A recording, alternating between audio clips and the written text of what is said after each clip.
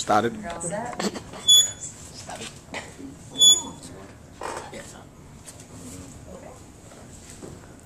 Well, as I'm sure most of you are aware of, homelessness is a big problem in our country, as well as in our area, and more specifically, Dauphin County. And certain homeless shelters are doing their part to help this issue, and Bethesda Mission is one that we'll be talking about today. So I want to inform you about reasons why women become homeless and what the Bethesda Mission is doing to help those in need. Now, to get a better idea of homelessness, I'm going to share some myths about homelessness that are not true according to CACHPA, which is Capital Area Coalition on Homelessness in Pennsylvania. First myth is homeless people need to just get a job. This is definitely not true. Many homeless people actually do have jobs, but it's very hard to make ends meet when you're making minimum wage and you need to pay for rent or a car or something like that. And also, for those that don't have jobs, a lack of resources makes it difficult. For example, trying to get transportation to a job or location might be a big issue as far as trying to find a job for some of these homeless people. Another myth is that people are homeless by choice. This is definitely not true. Many factors can lead for someone to become homeless. These include drug or alcohol abuse, family breakup, medical problems, or domestic violence. People definitely do not choose to be homeless. It's an unfortunate thing that happens. Another myth is that homeless people all come from the city. This is not true. Nearly half, 46% of homeless people of Dauphin County lived outside of the city of Harrisburg, which is according to the same study that I mentioned, the CACHPA. So as you can see, that's definitely not true. About half are not from the city of Harrisburg. And the last myth that I'm going to share with you is probably the most prevalent to our topic, which is most homeless people are middle-aged men. When we did a search to get some background pictures for our slides, a lot of the pictures look somewhat like this, with middle-aged or older men, which is a big misconception. According to the NLCHP, which is National Law Center on Homelessness and Poverty, 59% of the homeless population in Dauphin County are females, and that was taken in 2012. So it's not only is that untrue that most are men, but it's actually more than half are women.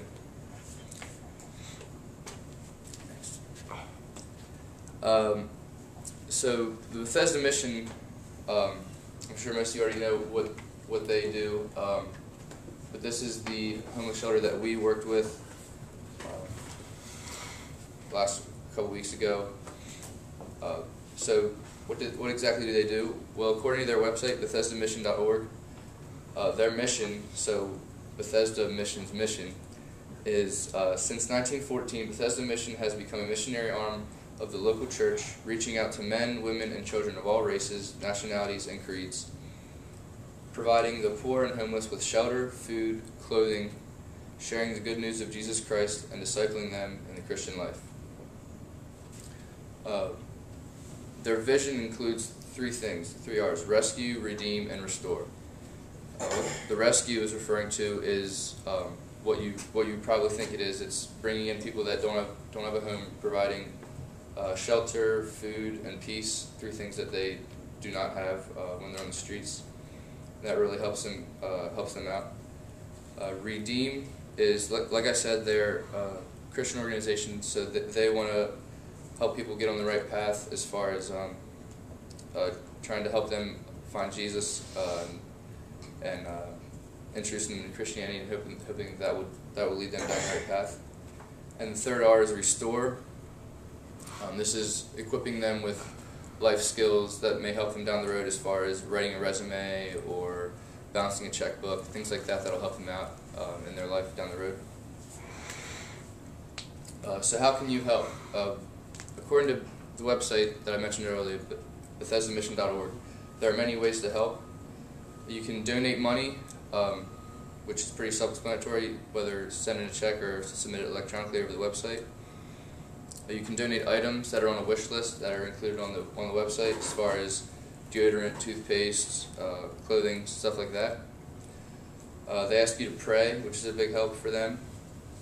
Another way they've listed is to volunteer, which is what we did as a class. For example, we helped make dinner for a group of women.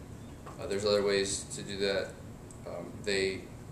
They invite help as far as, like I said, with teaching them to balance a checkbook or write a resume. They invite help that way as well. Planned giving is another way to help.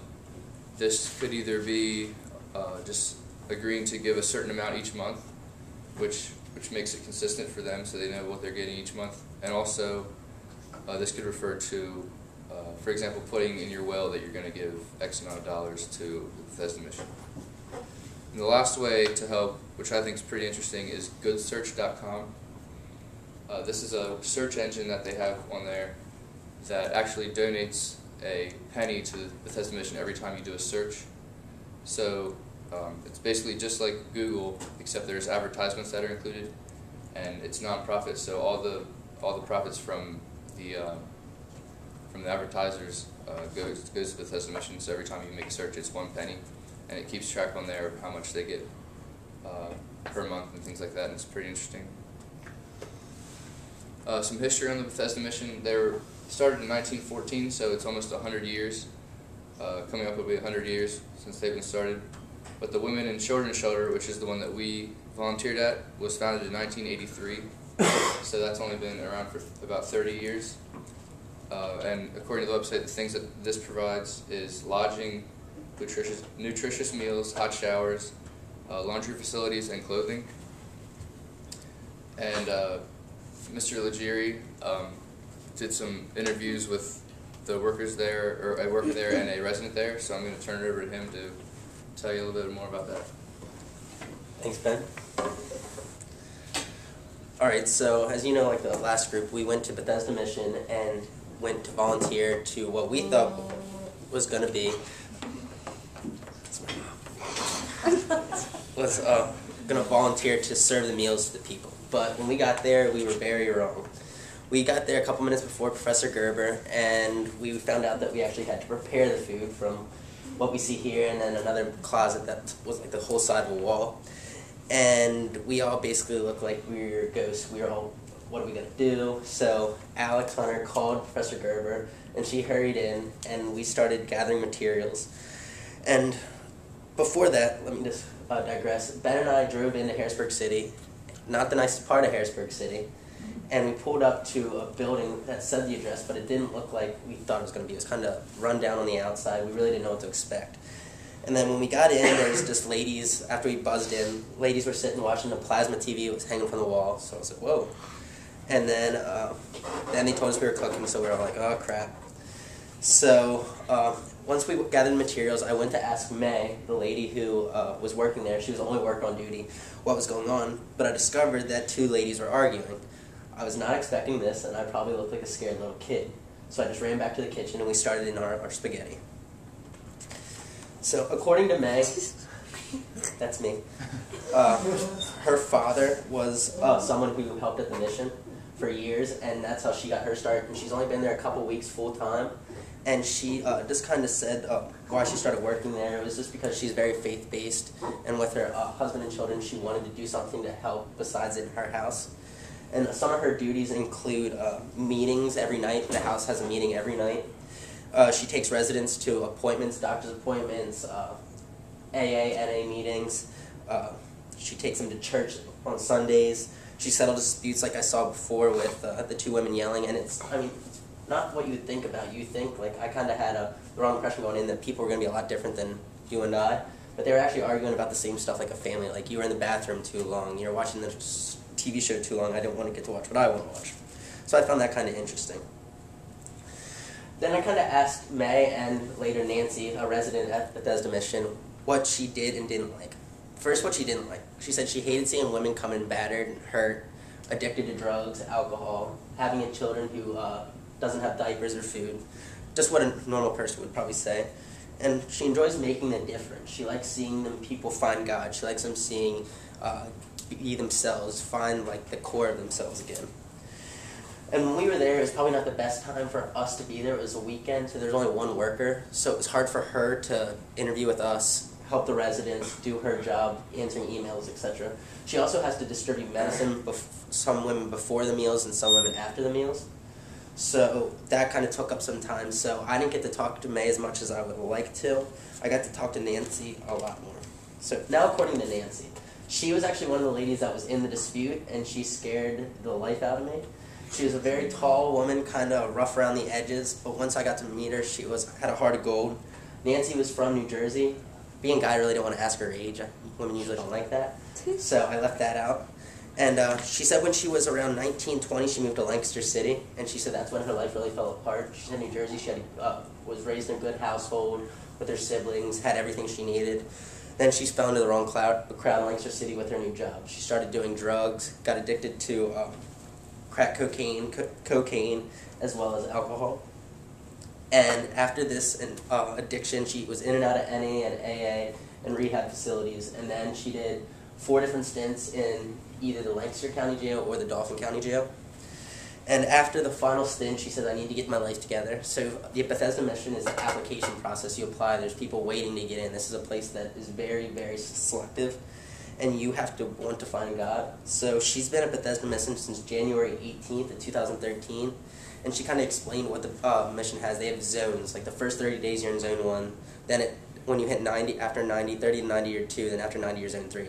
30 you're kind of like on restriction. You're kind of like working everything out. You're finding the church you want to go to. You have a choice between 5 different churches the Bethesda Mission drives to, but if you don't find any of those or it's not your type of religion, you can go and they can help you find something. Let's say if someone was Jewish, they have 5 Christian churches right now.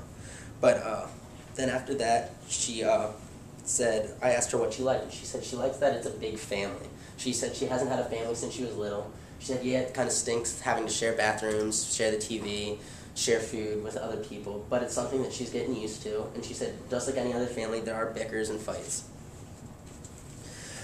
The biggest thing she didn't like was the sleeping arrangements. When you're in the first zone, you're in like a dorm, commune kind of thing where everyone's in one big room. There's 8 to 10 people per room.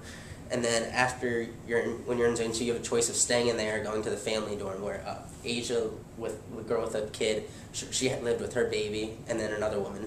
Nancy recently just moved in there, and she said she able to decorate her room. She has a cross above her bed. She has pictures of her parents, things like that. And I actually asked her what the argument I was talking about earlier was. It wasn't anything that I thought it would be about. It was about not being able to go to her meetings, her NAA meetings. When you're on rehabilitation, these meetings really do help you. So not missing one can definitely put someone stumbling back. So instead, she said that night some of the women were going to hold a group meeting together. They had books where they can kind of counsel each other. So that's kind of nice. She says having people in the same kind of place as her really does help her. She said the house meetings do help, but sometimes some of the workers feel as though they act more parental than really helping. They're kind of like restrictions, so I feel they said it causes animosity. But she said the best thing about the mission is definitely finding God. She's found herself. Bethesda Mission's helping her with health arrangements, getting medicine. She's getting a set of dentures from the missions, all being paid for. And she's right about, well, soon going to come out on her 90 days. And with this third zone, she's going to be able to go to meetings by herself, go to doctor's appointments by herself, pick the meeting she goes to, time she goes to meetings. It has to be in a specific time. She can't go real late at night. And then she talked about how this Bethesda is a 1-year program. I mean, you go for 12 months, and she said if you're not comfortable, you can still stay, you can talk to the mission, and they are more than happy to oblige you with this, which I thought was very, very, very good for the mission to do. And going into this, I'm not going to lie, I was kind of scared. I didn't really want to ask Nancy how her life got to this. What was the mission like? What was her life like before the mission? But I found out that this was one of the most rewarding experiences of my life, and I think Ben can attest to that as well. I definitely would love to go back. I'm definitely going to try to take my family there one day over the summer, and I actually emailed the Bethesda Mission to see what. I haven't received an email back, but was worth a try. And even though it was kind of unorganized in the beginning and we got thrown for a little whirlwind, we definitely did have a good time, the group that was there. We had a fun time. I think we all got closer together as a class as well, cooking, kind of chemistry-wise. So from Ben and I, we'd just like to wish Nancy and the rest of the residents at Bethesda Mission the best, and we'd like to thank you today.